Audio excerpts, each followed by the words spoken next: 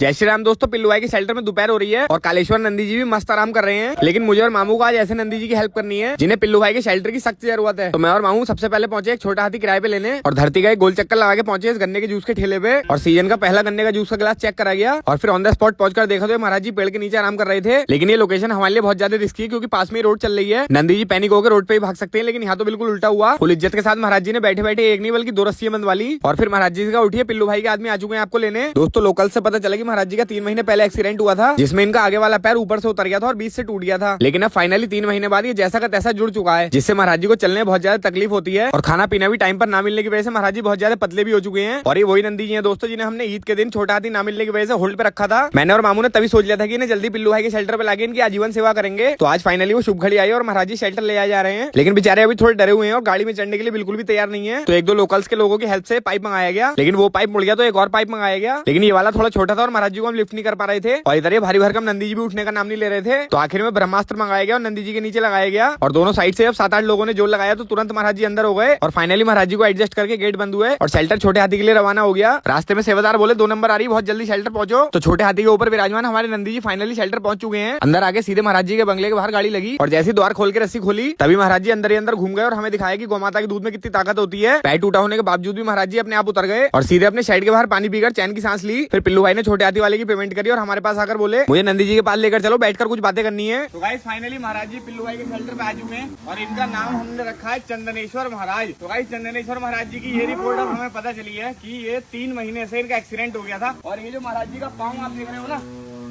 ये दोस्तों बिल्कुल जुड़ चुका है हर तरफ से। मतलब अब या तो इसके 2 ही तरीके हैं, या तो इसे दोबारा तोड़े और फिर जोड़ें, जिसका कोई फायदा नहीं है। हमने डॉक्टर से पूछ लिया है पंतरागर। वैसे भी कल एक्चुअली हमारे पास डॉक्टर साहब आएंगे दोबारा से, एक बार इनको और क्रॉस चेक कराते हैं, सेकंड ओपिनियन लेते हैं गाइस। और कुछ नहीं होता है तो इनको फाइनली पिल्लू भाई के शेल्टर पे आजीवन सेवा करी जाएगी इनकी। बिल्कुल। और thank you so much for your love and support guys. Her her Mahadev.